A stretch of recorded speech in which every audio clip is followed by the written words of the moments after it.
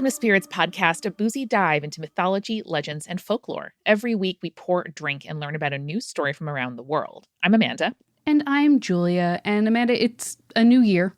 And with the new year, it means a new series for us to dive into in terms of a specific type of mythology. So, as many conspirators know, in the past, we've done deep dives into Greek mythology and Norse mythology and Egyptian mythology. But this year, the Lord's year of 2026. Is it the Lord's year still? Well, you know what? That's a good point. However, I think more than any of the three that I've just listed, this new category is going to be the closest to the year of our Lord than any others. Okay.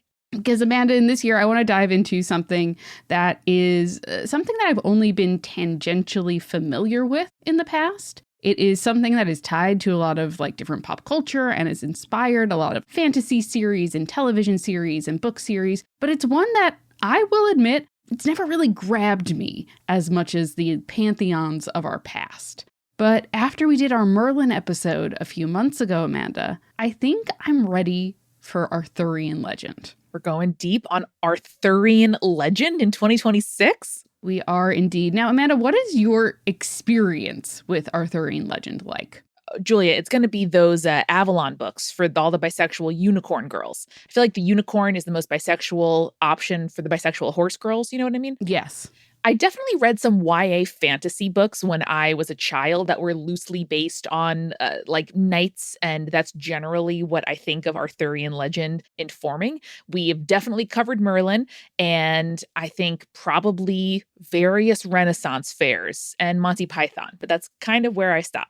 Okay, all right. Well, Amanda, that's exciting because I think we're going to kind of flesh out some very interesting stories and characters that maybe the two of us in general aren't very familiar with. Cool. Now, I don't have an official title for this series yet, so if you would like to help me brainstorm a bit, I would appreciate it. I've been toying with this idea of something like, there's a Camelot to know about Arthurian Legend. Okay. Cool. Is that good? Cute. Is that okay? That's, Julia, a great working title, and I'm going to sort of percolate on what I can bring as we go. So as the name Arthurian Legend suggests, probably the figure that we should start with in terms of origins is the man, the myth, ?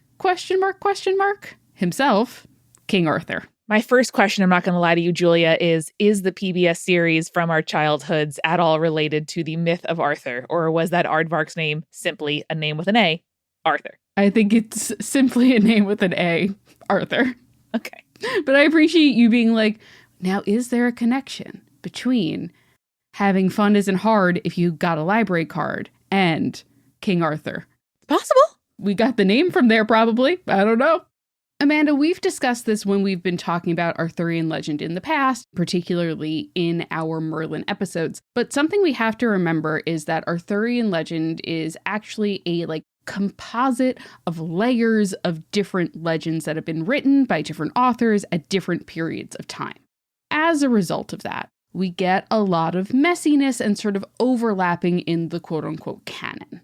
Some of these are going to be stories that are told over and over again with different details. Some of them have trimmed endings. Some are, synthesized and reduced. So that is something that we should keep in mind as we go through this entire series. It is going to be a lot of me retelling a story, but then there's different details, or retelling it and then being but then this character's there when they weren't there in the past. Honestly, I really love that because it helps people who are new to the stories, like myself, really pick up on what makes the story and why those small changes have really huge impacts on the listeners.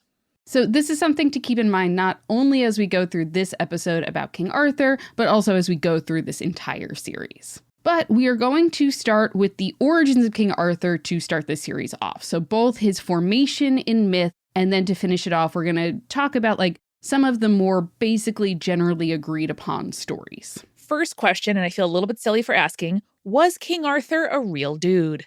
Great question, Amanda. We will get to it. But also in this episode, we are going to touch on some major pieces of like the major arcs of Arthur and Arthurian legend. And you're going to see a lot of like, again, characters show up that you're like, and that'll be important later. You remember when we were doing the Norse mythology series, everything revolved around the death of Balder? It's going to be a lot like this, but instead of Balder, the through line for this series is going to be Arthur. So the mythology pretty much tends to begin with his conception, and the story usually ends with his death, or should I say, first death. But we'll talk about that later. I have a lot of questions, including why the story starts at conception and not birth. Because we need to know how fucked up it was that his birth happened the way that it did. Now, Amanda, to answer the question that you so purposefully put earlier for me, I appreciate that. That is actually the first question that a lot of people ask about King Arthur is, was he a real guy? The answer depends on who you ask. Okay, good start. Some scholars believe no, never existed, just a fairy tale. Others believe that there was, at some point, some historical figure who either was named Arthur or someone who was transformed into the figure that would become Arthur. Okay. So let's start with the historical backstory that sort of leads to the legend itself, shall we? Picture, if you will, it is the beginning of the 5th century. Okay, the first thing my brain does is yell at me that that's the 400s, just because we were, actually a few times too many in high school. Good start. Yep, correct. The Roman Empire has overextended itself. Yeah, baby. It has made it up to Britain, but it has also tied itself up across the Mediterranean and North Africa and into the Middle East. England, as we understand it in historical context, has been, at this point, Romanized. It essentially, Rome got to Britain, said, this is Little Rome now, and then sort of, converted the local people, the indigenous people, the population there, into being Roman citizens. What we need to also understand, though, is this is like, again, what we historically understand to be England, because the Romans stopped expanding at Scotland, which is where they built Hadrian's Wall for the Hadrian's Wall girlies out there. We call, Julia, ourselves the Hadrian's heads. I don't think it's actually true, but let's just try. They also never fully expanded into the West, so no real influence in Ireland, and didn't really conquer all of Wales, some parts of Wales, but not all of Wales. So the people of the North and West weren't like particularly politically organized against the Romans. You've essentially got various different fiefdoms. A fiefdom being like a minor lord or whatever controls his land, and that's about it. However, in 410, Rome, the capital city of Rome, not the Roman Empire as a whole, is sacked by the Goths, and they recall their legions back to the center of the empire in order to protect the capital, right?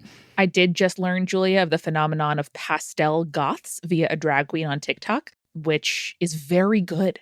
It is very good. And I'm just glad to know, and that is what I'm going to be picturing. Hell yeah. So pastel goths take over. Doesn't it just make it a little bit more delightful to think about Roman history that way? So they recall their legions back to Rome. This leaves a political and military power vacuum in various parts of the empire, but in particular in Britain. This ends up leading to a lot of raids in Britain.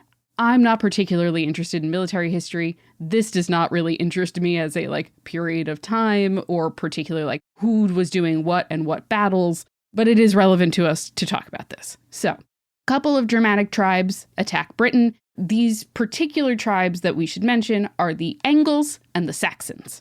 Ooh, I'm hearing familiar root words. To protect his people, there was at this point a minor British ruler who makes a deal with these Germanic warriors in order to, 1, save his people, but also 2, defeat the other local lords. His name was Vortigern. Now, you might recognize that from our Merlin episodes because he played a really important role in the origins of Merlin. So at this point, the Angles and the Saxons help him defeat the Scots, who were known at this time as the Picts, and the Irish, which were known confusingly at this time as the Scots. Love when that happens. Remember when the Republican and Democratic parties just switched ideologies, Julia? And then we have to just live in a world where we talk about Republicans throughout U.S. history and it's not quite the same. Yeah. Yeah. So that's confusing. But just know they helped Vortigern defeat his enemies and stuff like that. But in doing so, they use this as an opportunity to bring their people to Britain, and they launch an invasion there. So there's this huge Anglo-Saxon invasion of the island of Britain. It lasts so long. It lasts for 2 generations. But it lasts for 2 generations because at one point, the local people, these Roman Celtic people, are able to hold off essentially half the island. If you drew a line straight down the island, that's kind of where they're able to stop the Anglo-Saxons, right? Damn. Now, this eventually leads to, again, after 2 generations, the Anglo-Saxons leaving, potentially even retreating, depending on which scholars you're talking to. But there is evidence from this period of time that scholars point to that there was a figure who helped rally the troops around him. Someone who is charismatic, who is intelligent, who is a good fighter. And this, these scholars argue, might have been the historical basis for King Arthur. Okay. So that's kind of our historical context. Where the legend begins is a little bit foggy and a little bit sort of hard to tell where history ends, sort of, and legend begins fully, right? So we don't get a Arthur mention until later. However, what we do get are these Latin sources, which they don't mention Arthur outright, but they sort of lay the basis down for this figure who is sort of legendary, sort of historical, and it's another name that's going to sound very familiar when I get there. One of the major sources of information about who this historical figure is based on Latin records that come from the work of a man named Gildas, who we mentioned in our Merlin episode. Now, Gildas was a Welsh monk who was later canonized as a saint. You're such a good librarian, you become close to God. Very fun. Love to see it. So he wrote a history called On the Ruin and Conquest of Britain. And in particular, he name drops a man who we again also mentioned in the Merlin episode, who may have been the inspiration for Arthur, but also might have been the inspiration for Merlin, depending on which scholar you asked.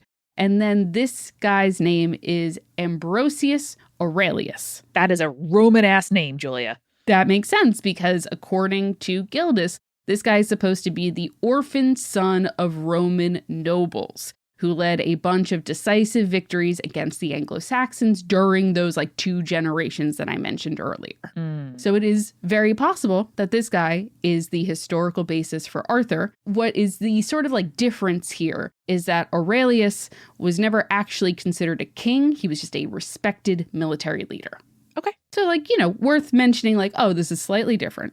But it is important. I'm already feeling the myth making, Julia, a real, orphaned son of nobles, left in Britain, grows up in England or what will become England, maybe gets people's pathos behind their side, maybe chooses his homeland over the home of his birth parents. So I'm feeling the mythological ingredients percolating. Yes. And so you see it. You see the soup forming before everything starts to come together. I am also a devotee of the King Arthur Baking Company, so I am also picturing a sourdough starter percolating, for example. Well, Amanda, I'm so glad you mentioned that because I was going to save this for the end, but do you want to hear a little bit about the King Arthur Baking Company? Julia, I would love for the people to learn about the employee-owned badass King Arthur Baking Company. So shout out to researcher Sally who included this in the outline that she sent over.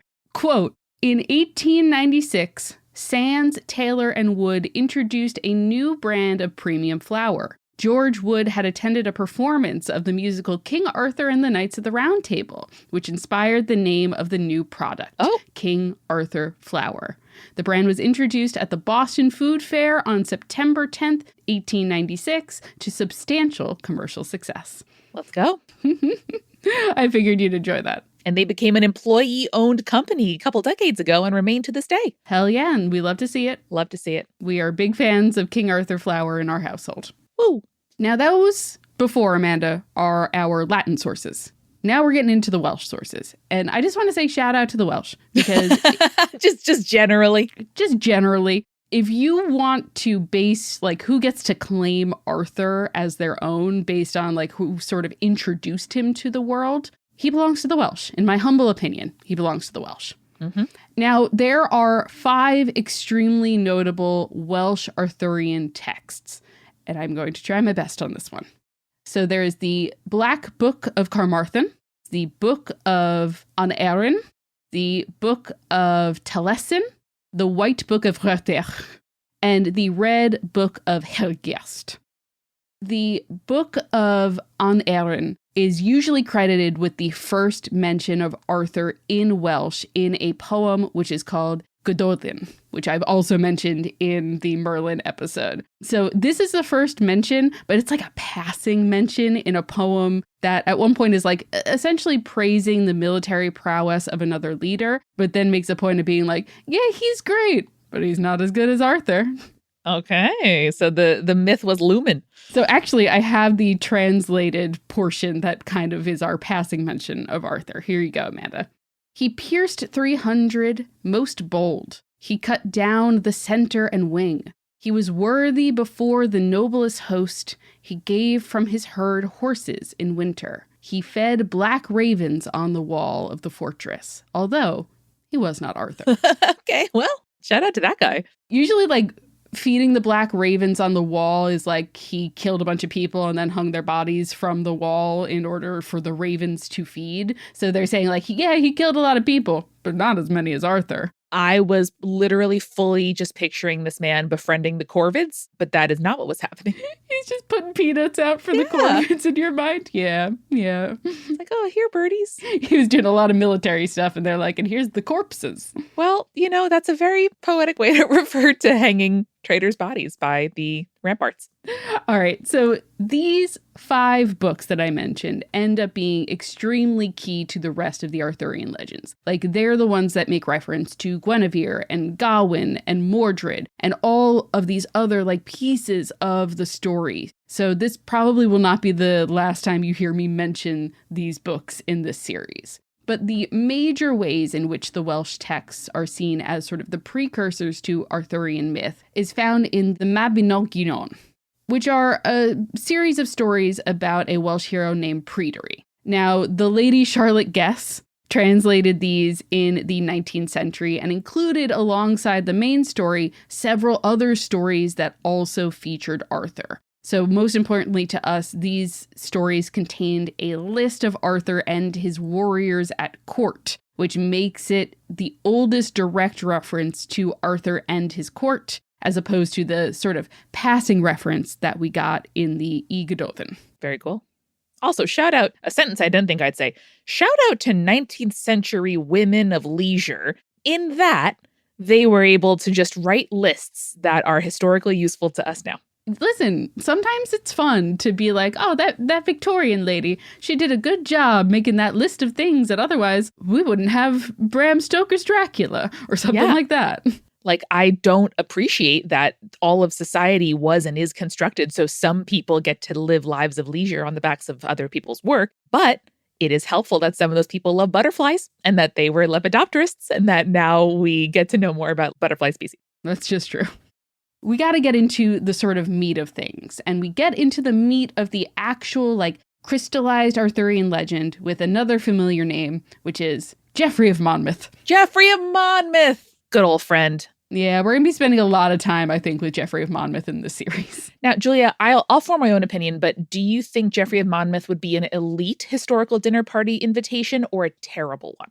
If it's a table full of men, elite. Any women at the table, not so great. I see. So the major pieces of Arthur's legend come from Geoffrey and his book, History of the Kings of Britain, which is from the 12th century. Now, Geoffrey's an interesting guy because he doesn't claim to have written these stories himself, but rather claims that he found this mysterious book, which might have been a Welsh text at some point, to inspire his own recountings of Arthurian lore. So basically, he claims that he found this book, he translated it, and that's what these writings are. But there's a lot of debates among historians about whether this book actually existed or not. But if it did exist, it's been lost to history. I wonder if some historians think that it was kind of like a metatextual framing to kind of like a frame narrative, to just kind of set up the book. Yeah, and then it lends more credence to his retellings of this because they're like, well, this is the information that I found and translated. And he talks about, like, not in the book itself, but like in writings, that he believes that all of the information within his translation or retelling or whatever it is all true and accurate. Huh? All right. If that is the case, Amanda, it is because he wants to be like, everything you read here is true. I'm not making anything up. This is all correct. So let's dig into it, right? So the story begins, as you pointed out earlier, a little bit before King Arthur's birth. And we touched on this story a little bit in the Merlin episode, but we'll casually dig into it again. Arthur's father is Uther Pendragon, who is the brother of the current king Aurelius Ambrosius. Sounds familiar, but not the same name that we talked about earlier.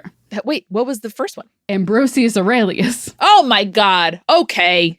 Enough. So Aurelius Ambrosius is killed, and Uther, as his brother, becomes the king. After he becomes king, he meets this woman named Igraine or Igerna, depends on who. In Geoffrey's version, it's Igerna. Later, it's Igraine. But she is the wife of the Duke of Cornwall. Now, Amanda, do you kind of remember how the story goes a little bit? I remember that it's fucked up, but I think I blocked out the rest. Fair enough. He immediately falls in love with this woman, and he goes to Merlin to give him a potion to be like, I want this woman to love me. I need to sleep with her. It's very important to the kingdom that I sleep with her. And Merlin's like, well, I can see the future, and unfortunately is kind of important for you to sleep with this woman. And so he gives Uther a potion, essentially transforms him into looking exactly like the Duke of Cornwall, gets into the guy's keep. He sleeps with Igerna, which conceives Arthur. At the same time, Uther's men are fighting the Duke's men. The Duke is defeated and killed, which leaves Uther to take the man's lands and also his wife. Mm-hmm.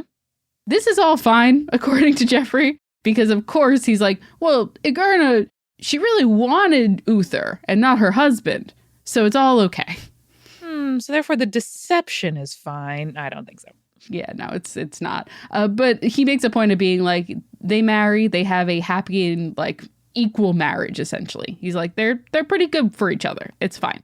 What's interesting is, according to Geoffrey, the couple have 2 children. Arthur, of course. But then there's also a daughter named Anna, who pretty much is never mentioned again outside of Geoffrey's tellings of the story.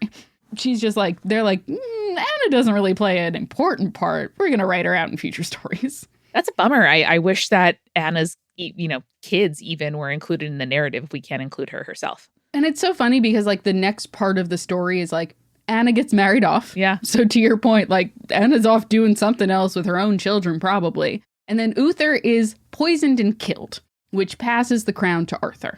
At this point, Arthur's only 15.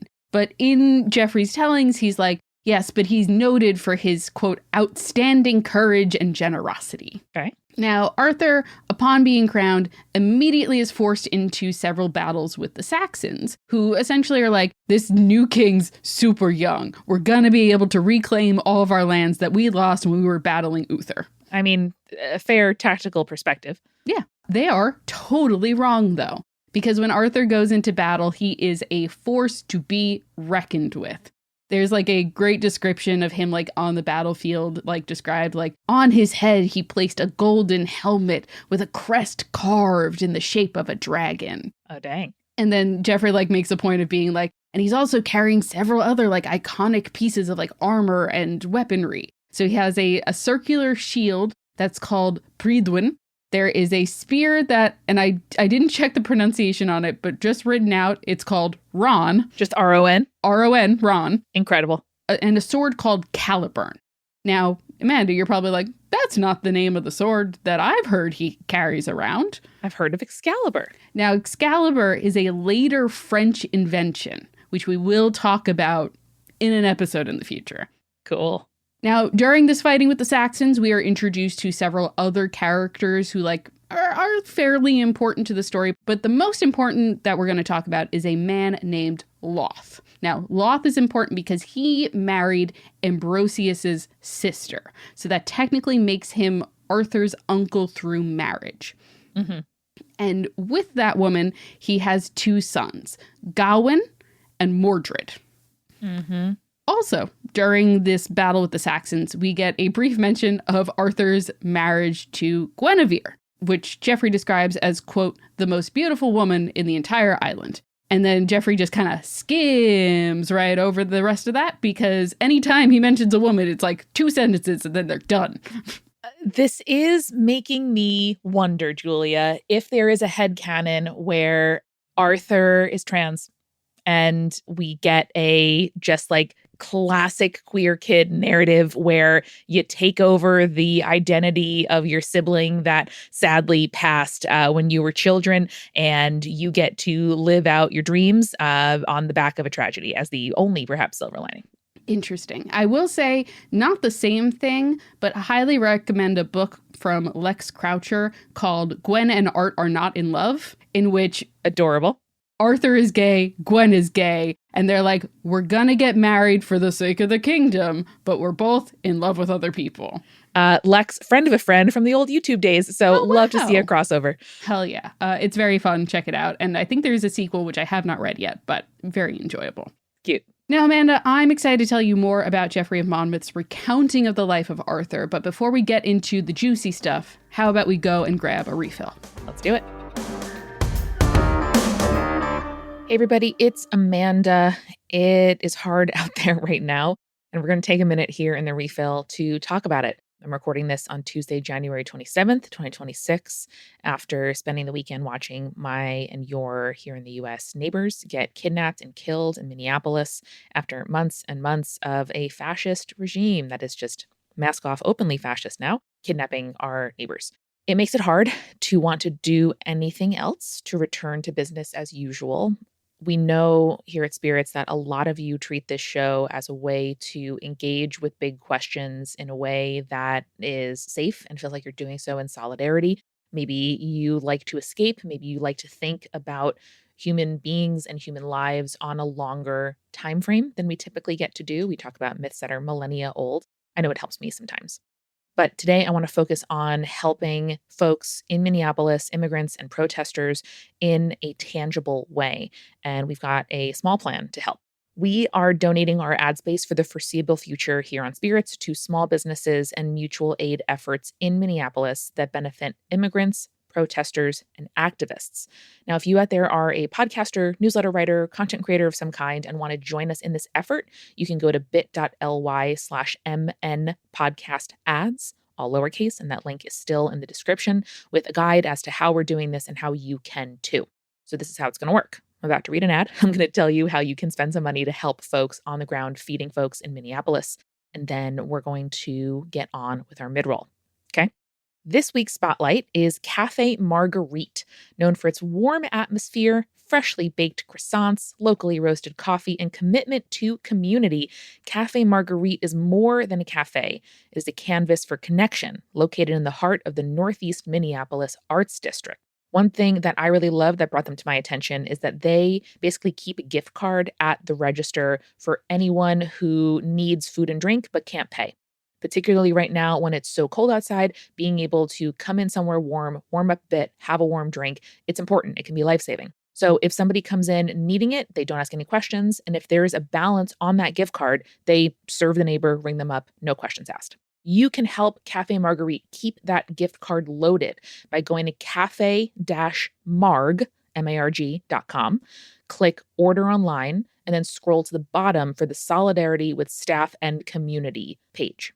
All of those links are in the description. One more time, that's cafe-marg.com. Click Order Online, scroll to the very bottom, and buy a gift card under the Solidarity with Staff and Community section. If you do this, please let us know on social media, and we will thank you, because I think it would be really rad. Now, at Multitude, we take very seriously the fact that you count on us to help get through your day or your week. Whether it is a big deal to you or a small deal to you, we are going to keep coming every single week with the podcasts we make that hopefully make you feel a little more curious, a little less alone in this world. One show that always makes me feel small in the universe, but in the best way, is Tiny Matters. This is an award-winning podcast about tiny things from molecules to microbes that have a big and often surprising impact on society. That's everything from deadly diseases to forensic toxicology to the search for extraterrestrial life. And it's hosted by certified scientist baddies Sam Jones and Deboki Chakravarty, who really embrace the awe, but also the messiness of science, not just as a way to know more about the world, but as a way that we can understand ourselves in history, today, and in the future. So listen to Tiny Matters every single Wednesday, wherever you get your podcasts.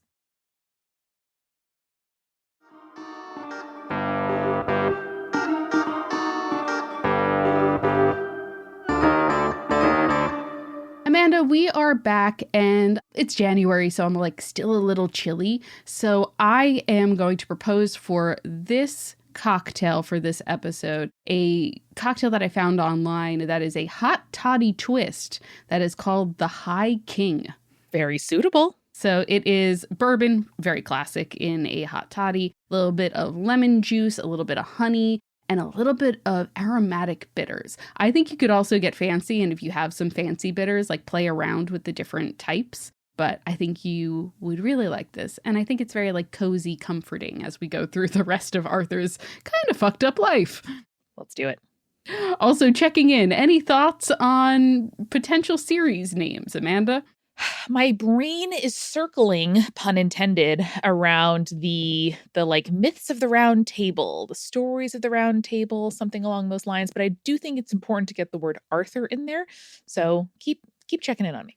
So at this point, now married and having fought off the Saxons, Arthur turns his sights to Ireland and Iceland and goes off to conquer those lands because why not? It's you know what was bad when the Romans conquered us? Let me conquer someone new. So he succeeds in that and then returns to Britain. And essentially, Geoffrey's and then for 12 years, it's all pretty nice.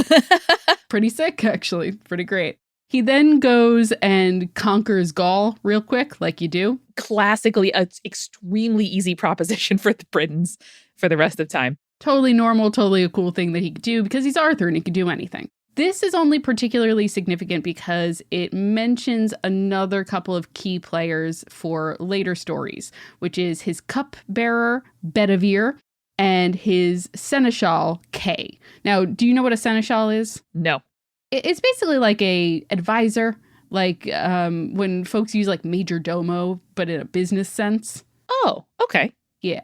I don't love using major domo, but that's a good way of kind of describing the advisory role for the importance of a king, right? Got it. So these people are important. In particular, his seneschal Kay will become important later when we talk about Thomas Malory and Les Morts d'Arthur. But he is important in this story because basically Arthur gifts him a bunch of land in France. And he's hey, we conquered France. You've been a great advisor. Take some land. And Kay's all right, sick. Take some of that.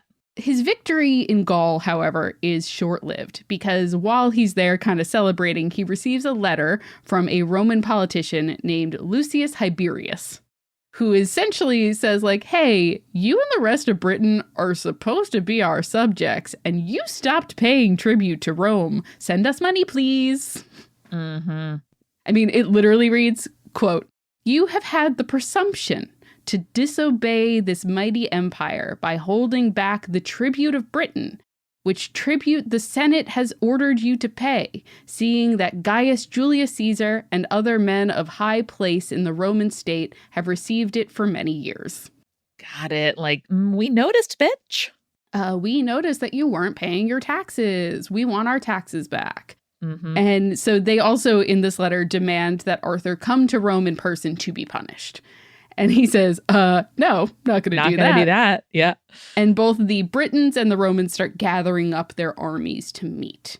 Now, this battle is going to happen on the continent. And so Arthur sends word. He's I'm leaving the protection of Britain to Mordred, my nephew, and my wife, Guinevere. Love that Gwen gets a mention. Well, uh-oh. Remember who's telling the story. Geoffrey Monmouth does not like women. Okay. So something goes wrong and Gwen gets blamed. So Arthur's army meets the Romans in what essentially is eastern modern day France. Mm-hmm. But during this battle, Kay and Bedivere are both killed. Mm. It doesn't look good for the Britons until Arthur himself enters the battle, in which case the troops rally and the Romans are defeated. Now, Arthur is like, we beat these Romans pretty easily. I think we're going to march on Rome. I think we're going to try to conquer the Roman Empire. That could have possibly happened. But during that time, before they're about to leave the battlefield and head towards Rome, he receives word that, quote, his nephew Mordred, in whose care he had left Britain, had placed the crown upon his own head, and this treacherous tyrant was living adulterously and out of wedlock with Queen Guinevere. Oh, no. Mm-hmm. Damn. Yeah, no good. To be fair, that's the kind of letter from home that you do drop everything and respond to. Yes, so Arthur turns back around, goes home, meets Mordred in battle to reclaim his throne. So there's two battles. The first battle, both sides are severely wrecked, and Gawain is killed in the fight. Oh, shit. Mordred reforms his army, tries to attack again, but is kind of thrown off when Guinevere flees his side and essentially goes and becomes a nun in a monastery. Oh, ooh, didn't see that coming. When the second battle occurs, Mordred is killed, and as Geoffrey tells it, quote, Arthur himself, our renowned king, was mortally wounded and was carried off to the Isle of Avalon so that his wounds might be attended to. He handed the crown of Britain over to his cousin Constantine, the son of Cader, Duke of Cornwall. This in the year 542 after our Lord's incarnation. Wow. Big ups for Cornwall. Yeah, well, a little bit anticlimactic. And also remember, the Duke of Cornwall was the one that got absolutely boned by Uther earlier in the story. Oh, yeah, that's right. Yeah, it's tough. It's tough for him. So according to Geoffrey, that's the end of the story. But he is not the only one to tell this story. We've also got, as I mentioned earlier, Thomas Malory's Le Morte d'Arthur. And based on the title and a little bit of context clues, I'm going to guess this is more of a French perspective. Yes, Malory is a bit of a French teller and really sort of starts the tradition of the French romantic tellings of Arthurian legend. So by the time we get to Thomas Malory and Le Morte d'Arthur, it is the 16th century. So it's been a while since Geoffrey has written his, I translated this mysterious Welsh book into Latin for you version of the tale. Mm-hmm. So a lot of what we understand to be the canon of Arthurian legend has sort of crystallized by this point, because it's been about 400 years. So his origin is fairly similar to what Geoffrey laid out for us. He is described as loyal, kind, wise, brave, a fair leader.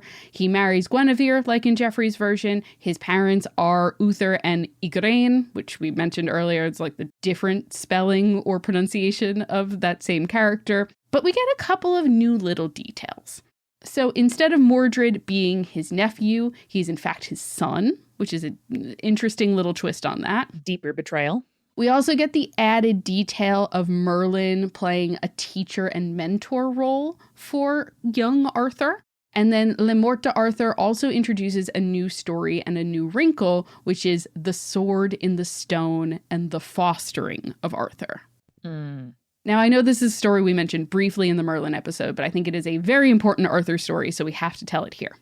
Now, in this version of the story, Arthur is given to a man named Sir Ector to raise in secret.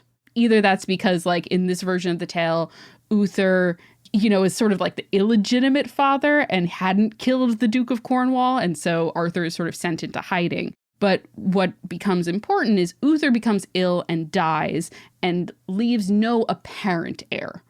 Got it. Now, Ector knows that Arthur is Uther's son and probably should be the next king, but it gets a little complicated. So this is a chaotic time.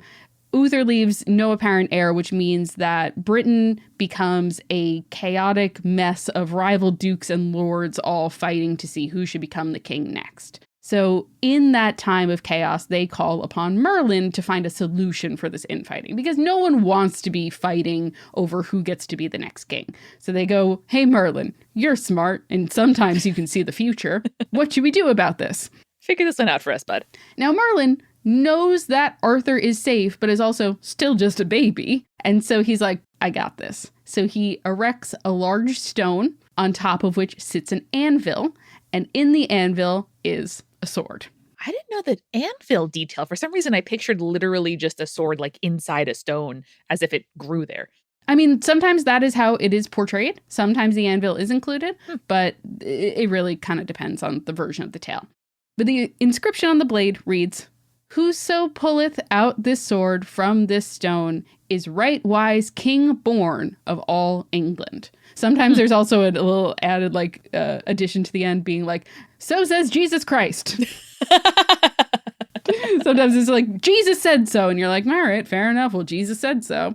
I mean, listen, we have all kinds of words and studies about monarchs claiming divine backing of their rule. So I shouldn't laugh that hard, but that was a great delivery, Julia. So Merlin tells all these dukes and lords and whatnot, like, okay, sword, it's magic. And whoever is fit to rule England will be able to pull it from the stone, but no one else. You know what? It is a very, very ingenious way to respond to a crisis of succession, which has taken down almost every empire that there is or has been. Exactly. And every cult that we've talked about on the show in the past as well. It's like, don't worry about who's the son and who's not the son and who's good and who's not good. It's the one that deserves it, man. So, of course, all the nobles from across the land go and try to pull the sword from the stone. They get all of their own sons. No one can do it. Eventually, the sword kind of pretty much forgotten for like a couple of decades, and then, or at least a decade. And then England falls into more and more disrepair and ruin. Now, during this time, Arthur is being raised by Sir Ector and is also being mentored by Merlin in secret. He also has something of a rivalry with the natural son of Sir Ector, who is older than Arthur, named Sir Kay. Oh, I bet Sir Kay fucking hated when the fated king of future England came to live with his daddy. Well, I don't know that Ector told Kay that was the situation. But he was the, new young thing. Yes. I think it was a real, everyone kind of thought that this was Ector's, bastard son or something like that. Yeah. But, Manda, remember the seneschal who gets all the land in Gaul, also Kay. Oh, they patched up their differences. Well, you'll see. One day, they are holding a tournament in London, which also happens to be where Merlin put the sword in the stone, by the way. Westminster. It was in Westminster? Yep. I didn't know that. So it's also supposed to be in a churchyard. That's the version where it's and Jesus Christ says this guy's the king. I see. So at this point, Arthur is sort of acting as squire for Kay, who is competing in this tournament. Kay asks Arthur at one point to be like, okay, go return to our lodgings. I left my sword in the room. I have a duel coming up, as part of this tournament. I need you to go get my sword.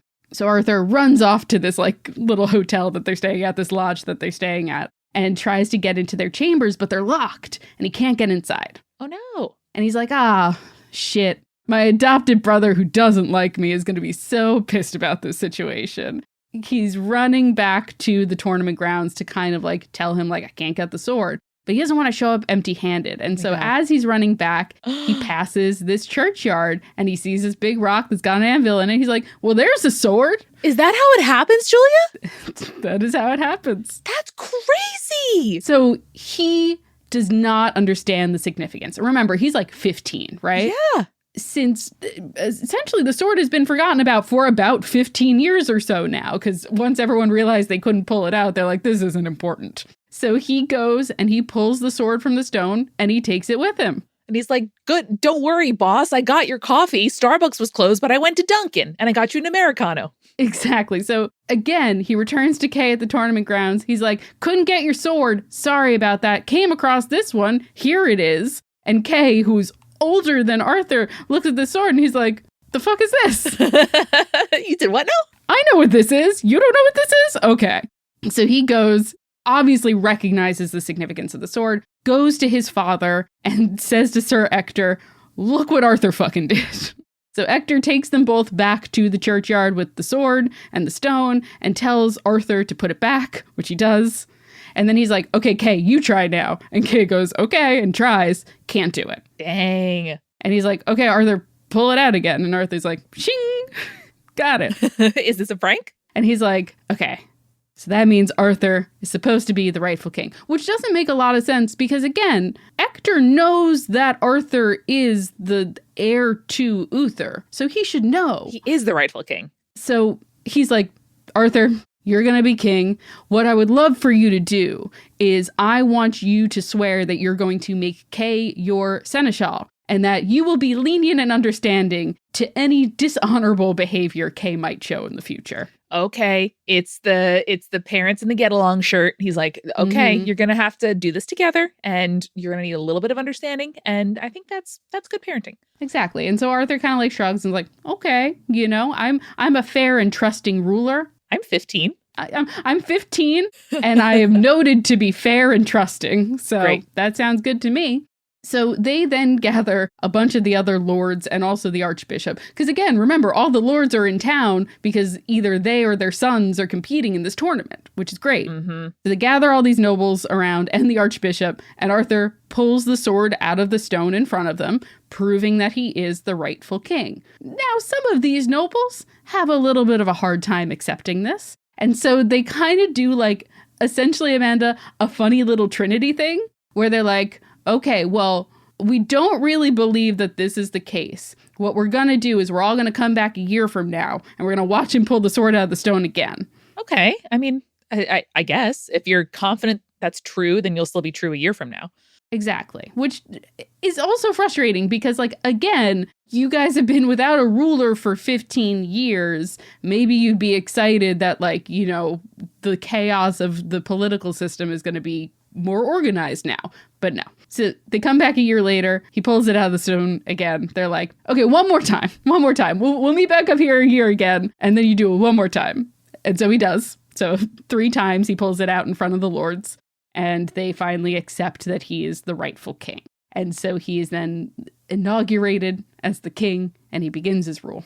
At a, I guess, slightly more understandable 17 years old. Or, like, I'm not sure if he becomes king at 15, so he pulled the sword out of the stone at 13 and then becomes king at 15, or if it's 15 and then he becomes king at 17. Okay. 15 is important regardless.